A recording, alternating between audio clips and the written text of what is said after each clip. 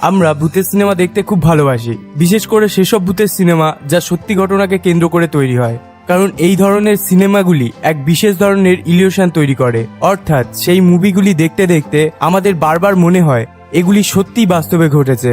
সে আমরা ভূতকে মানি আর নাই বা মানি, কিন্তু কিছু কিছু স্টোরিকে আরো বেশি ইন্টারেস্টিং করে সেই স্টোরিটির লোকেশন, অর্থাৎ যে জায়গাকে ভিত্তি করে গল্পটি তৈরি হয়েছে। বিশ্বাস করুন বা না করুন, এরকম কিছু স্থানের অস্তিত্ব এখনো রয়েছে যা দেখতে কোনো হরর মুভির লোকেশনের মতোই মনে হয়। তাই আজ আইল্যান্ড অফ ডলস। এই আইল্যান্ডটি মেক্সিকোর আজাক কান্ট্রির একটি জলার পাশে অবস্থিত। পুরনো এই পরিত্যক্ত দ্বীপটিকে ডন জেলিয়ান সেন্টন ব্রেরা নামক একজন বাসিন্দা দখল করে নেয়।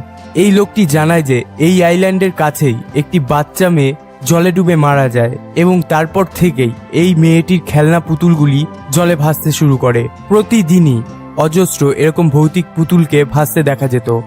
দ্বীপটির মালিক বেরেরার মতোই আরেকজন সুস্থ মস্তিষ্কের মানুষ প্রায় 50 বছর ধরে জলে ভাসমান অবস্থায় থাকা ওই পুতুলগুলোকে সংগ্রহ করে এবং পুরো আইল্যান্ড জুড়ে ছড়িয়ে দেয়। এই পুতুলগুলো এখনো সেইভাবেই সেখানে আছে, আর এই পুতুলগুলোই ট্যুরিস্টদের অ্যাট্রাকশনের মূল কারণ। কিন্তু সত্যি কেন যে কেউ এই ধরনের স্থানে ঘুরতে যায়, বিশেষ করে ছুটির দিনগুলো নষ্ট করে, এটা আমার বোধগম্যের বাইরে। নাম্বার 9, যখন কথা বলা হয় ভৌতিক লোকেশনের, তখন ওকিগারা ফরেস্টকে বাদ রাখা যায় না। ওকিগারা ফরেস্টকে নিয়ে আমি অলরেডি একটা ভিডিও বানিয়েছি, তবে এইটুকু বলে রাখি, জাপানের মাউন্ট ফুজির নিচে অবস্থিত এই ফরেস্টটি সুসাইড ফরেস্ট নামে পরিচিত। গত 50 বছরে এখানে প্রায় 500 জন মানুষ সুসাইড করেছে। আপনি এই জঙ্গলে কিছু হাড়, কঙ্কাল ছাড়াও কিছু সাইন দেখতে পাবেন যেখানে মানুষকে সুসাইড না করবার অনুপ্রেরণা দেওয়া হয়। যেমন ধরুন, life is a precious things, please reconsider.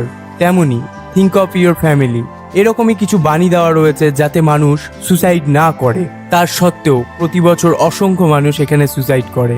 বিশেষত এই জঙ্গলটি আরো ভয়ানক হওয়ার কারণ বিখ্যাত পচা মাংস ভক্ষণকারী প্রাণীরা এখানে বসবাস করে, যাদের এখনো দেখা যায়নি কিন্তু তাদের অস্তিত্ব প্রমাণ পেয়েছে। এছাড়াও বিশেষভাবে আপনারা জানেন, ইউটিউবে একটি বড় কন্ট্রোভার্সি হয়েছিল যেখানে লোগান পল একটি ডেড বডিকে নিজের পেছনে দেখিয়েছিল। যেখানে এই ঘটনাটি ঘটেছিল সেটাও এই ফরেস্টই, মানে Aokigahara forest. Number 8, Lome's voodoo market. Western আফ্রিকার লুমি সিটিতে ভুডু পেরাপেরালিয়া অর্থাৎ কালো জাদুর একটি সবচেয়ে বড় বাজার অবস্থিত, যেখানে আপনি কালো জাদু বা ডাকিনী বিদ্যার জন্য প্রয়োজনীয় সমস্ত বস্তু, যেমন ল্যাটিসিজম থেকে ফিলিসিজম, পিলস, আপপিলস, বিভিন্ন জীবজন্তুর মাথার খুলি যেমন বানর, শূকর, কুমির, বিড়াল, প্যাঁচা, এমনকি সাপেরও খুলি পাবেন। ওয়েস্টার্ন আফ্রিকার ভুডুরা মনে করেন জীবজন্তুর অবশেষ আমাদের বিভিন্ন রোগ এবং শয়তানি শক্তি থেকে রক্ষা করে, কিন্তু পার্সোনালি আমি ভুডুতে বিশ্বাস করি না। আমি কখনোই নিজের লাভের জন্য ওইসব পড়ে ঘুরে বেড়াবো না। নাম্বার 7, স্কাইডিলিক অজুয়ারি। দ্য চেক রিপাবলিকে অবস্থিত একটি চ্যাপেল ভীষণ রহস্যজনক। এই চ্যাপেলের ধারণ ক্ষমতা প্রায় 7 লাখ। এই চ্যাপেলটি অদ্ভুত উদ্ভট শিল্পকলা দিয়ে তৈরি। প্রতি বছর প্রায় 20 লক্ষ জন দর্শনার্থী এই চ্যাপেলটিকে দেখতে আসেন। এখানে আপনি কিছু সুন্দর আসবাবপত্র দেখতে পাবেন, যেমন হাড় দিয়ে তৈরি ঝাড়বাতি, মাথার খুলি দিয়ে তৈরি মালা এবং মানুষ দিয়ে তৈরি এমন অনেক বস্তু। এটা দেখে আপনার মনে হবে আপনি নরকে চলে এসেছেন। Number 6, Stanley hotel. এই হোটেলটি কলোরাডো রকি মাউন্টেনের একদম উপরে অবস্থিত। এটা গা ছমছম করা একটি হোটেল। আপনি যদি স্টিফেন কিংসের বিখ্যাত উপন্যাস দ্য সিঙ্গিং পড়ে থাকেন, তাহলে আপনি এই বিল্ডিংটি সম্বন্ধে আগে থেকেই জানবেন, কারণ এই বিল্ডিংটি ছিল স্টিফেন কিংসের অনুপ্রেরণা। এই হোটেলের সব স্থানই ভৌতিক, বিশেষ করে রুম নাম্বার 418। এই হোটেলের গেস্ট এবং স্টাফ এরা প্রায়ই একটি বাচ্চার খেলার শব্দ মাঝরাতে করিডোরে পায়, এবং খালি বাথরুম থেকে পিয়ানোর শব্দ আসাটা এই হোটেলের একটি একঘেয়ে ব্যাপার হয়ে গেছে। যদিও আমি কোনো ভৌতিক গল্পতে বিশ্বাস করি না, কিন্তু আমি আপনাদের বলছি যে আপনি কখনোই এখানে যাবেন না। Number 5, bran castle. এটি রোমিয়ার ব্র্যানে ট্যাসিভিনিয়ার বর্ডারের কাছে অবস্থিত। এই বিখ্যাত জায়গাটি ড্রাকুলার ক্যাসেল নামেও পরিচিত। এই ক্যাসেলটি লেজেন্ডারি কাউন্ট ড্রাকুলারের অনুপ্রেরণায় তৈরি। এই ক্যাসেলের বাইরের মার্কেটে আপনি যে কোনো ধরনের গা ছমছমে বস্তু খুঁজে পাবেন, যেমন blood red wine, vampire mask, এমনকি উডেন স্টিকার। এই ক্যাসেলটির ভেতরে আপনি দেখতে পাবেন দম দেওয়া ঘোরানো সিঁড়ি, গুহার মতো দেখতে দরজার রাস্তা এবং অমর বা চিরন্তন জীবনের নিদর্শন। এই পুরো জায়গাটি জুড়ে ভীষণ গা ছমছমে পরিবেশ রেওয়াজ করে। আপনি যে কোনো হলিউড হরার মুভি তুলে নিন আর এই জায়গাটিতে যান, পার্থক্য আপনি নিজেই বুঝতে পারবেন, যে কারণে আমি কখনোই এখানে যাব না। Number 4, village of Jatinga. ইন্ডিয়ার নর্থ ইস্টে অবস্থিত একটি ছোট্ট গ্রাম জাটিঙ্গা। এখানে একটি অদ্ভুত রাস্তা আছে যেখানে আকাশ থেকে পাখিরা মাটিতে আছড়ে পড়ে মারা যায়, যা কোনো কারণ ছাড়াই ঘটে। কিন্তু সবচেয়ে ভয়ঙ্কর ব্যাপার হলো এই ঘটনাটি অনেকটা ঘড়ির সময়ের অনুযায়ী ঘটে। প্রত্যেক বছর সেপ্টেম্বর অথবা অক্টোবর মাসে সকাল 7টা থেকে 10টার মধ্যেই এই ঘটনাটি ঘটে এবং এই ঘটনাটি প্রায় গত 100 বছর ধরে ঘটে চলেছে। আজ পর্যন্ত কেউ এই ঘটনার সঠিক ব্যাখ্যা দিতে পারেনি, এমনকি বিজ্ঞানীরাও না। আমি জানি না আপনারা এই স্থানটিতে যাবেন কিনা, যদিও বা এটা আমার দেশে থাকা সত্ত্বেও আমি কখনোই এরকম কোনো জায়গায় ঘুরতে যাব না যেখানে পাখিরা আকাশ থেকে অনবরত পড়তে থাকে। ধরুন আপনি সেখানে গেলেন এবং সারাদিন খুব মস্তিতে কাটালেন, কিন্তু হঠাৎই ভুতুড়ে ভাবে আপনার উপর পাখির বৃষ্টি শুরু হয়ে গেল, কেমন হবে? নাম্বার 3, যখন কথা বলাই হলো জাটিঙ্গাকে নিয়ে, তখন আমাদের কথা বলতেই হয় এই চার্চটিকে নিয়ে। এই চার্চটি পশ্চিমবঙ্গের বিশ্ববিখ্যাত হিল স্টেশন দার্জিলিং থেকে মাত্র 2 ঘন্টা দূরেই কার্শিয়াংয়ে অবস্থিত।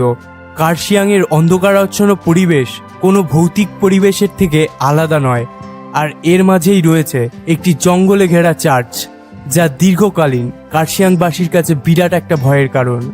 স্থানীয় বাসিন্দাদের মতে এখানে রাতে অর্ধমস্তক একটি ছেলে ঘুরে বেড়ায়, যেখান থেকে আসা পশু পাখির আর্তনাদ এবং সেখানকার পাইন গাছের থেকে বয়ে আসা ছমছমে হাওয়া যে কোনো মানুষের হার্টবিট 10 গুণ বাড়িয়ে দেবে। দীর্ঘদিন ধরেই এই স্থানটি ভয়ঙ্কর ও খারাপ কারণেই বিখ্যাত। তবে বলে রাখা ভালো, বাকি সব ভূতের ব্যাপারের মতো এখানেও অর্ধমস্তক ছেলেটির কোনো প্রমাণ নেই। তবে হ্যাঁ, আপনি এই চার্চটিকে নিজের চোখেই দেখতে পাবেন যদি আপনি দার্জিলিং থেকে টাইগার হিলের পথে যাত্রা করেন। আমাদের সাজেশন এটাই থাকবে যে সেখানে দাঁড়ানোর বা ঢোকার সাহস দেখাবেন না। Number 2, Winchester mysterious house. ক্যালিফোর্নিয়ার সেন্ট জোসেফে একটি বিশাল বড় 160 তলা বিশিষ্ট অট্টালিকা আছে। এই বাড়িটিকে ভুতুড়ে ধাঁধার মতো তৈরি করা হয়েছে।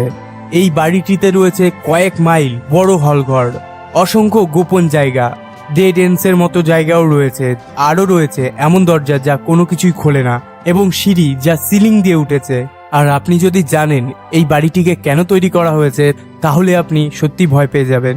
প্রথমত বলে রাখি, এই বাড়িটির মালিক স্যার উইনচিটারকে এই বাড়িটি তৈরি করতে প্রায় 38 বছর টাইম লেগে গেছিল। বাড়িটির প্রথম অবস্থাতে উইনচিটারকে একটি অজানা মাধ্যমে জানানো হয়েছিল এই বাড়িটি একটি আত্মার দ্বারা হন্টেড ছিল, আর এই আত্মার মৃত্যুর কারণ ছিল তার নিজের পরিবার তাকে রাইফেল দিয়ে খুন করেছিল এবং এই আত্মাকে শান্ত করার একটি মাত্র উপায় ছিল যে এমন একটি বাড়ি তৈরি করা যার নির্মাণ কাজ কখনো বন্ধ করা হবে না। কিন্তু মজার ব্যাপার হলো উইনচিটার বাড়িটিকে এমনভাবে তৈরি করেছিল যাতে সে আত্মাটিকে ধাঁধাতে ফেলে দেওয়া যায়, অর্থাৎ উইনচিটার সরাসরি আত্মার সাথে খেলছিল। যদিও আমি ফিজিক্স অফ গোস্ট বা এমন কোনো ব্যাপারে এক্সপার্ট না, কিন্তু আমি যতটুকু কার্টুন দেখে বুঝেছি সাধারণত ঘোস্ট বা ভূত দেওয়ালকে ভেদ করেই হাঁটতে পারে। তবে কারণটা যাই হোক, বাড়িটির নির্মাণ সত্যি ভৌতিক। নাম্বার 1, প্রিপিয়ার। নর্থ ইউক্রেনের একটি পরিত্যক্ত শহর একসময় বাসস্থান ছিল সাধারণ ওয়ার্কার এবং সায়েন্টিস্টদের, যারা চেরানোবিল নিউক্লিয়ার প্ল্যান্টে কাজ করত। নির্জন জনশূন্য বিল্ডিংগুলির মধ্যে একটি অ্যামিউজমেন্ট পার্ক অবস্থিত রয়েছে এখনো, যা এই শহরটিকে ভীষণ গা ছমছমে করে তোলে। 1986-তে চেরানোবিল প্ল্যান্টে রেডিয়েশনের জন্য এই স্থানটি পরিত্যক্ত ঘোষণা করা হয়, কিন্তু রিডাকশন লেভেল কমে যাওয়ায় এই স্থানটিকে আবার জনসাধারণের জন্য খুলে দেওয়া হচ্ছে। কিন্তু সত্যিই কি কেউ সেখানে যেতে চাইবে? কারণ এই শহরটি প্রচণ্ড ভয়ঙ্কর দেখতে এবং তার সাথে সাথে এই শহরের সাথে রয়েছে এক প্রচণ্ড করুণ ইতিহাস। তো বন্ধুরা, ভিডিওটি শেষ করার আগে একটা কথাই বলবো, এই ভিডিওটির সম্পূর্ণ ভিত্তি ছিল কিছু ভয়ানক পরিবেশকে বা লোকেশনকে আপনাদের সামনে পরিবেশন করা। এর অর্থ এই নয় আমি নিজে ব্যক্তিগতভাবে ভূতকে মানি বা বিশ্বাস করি।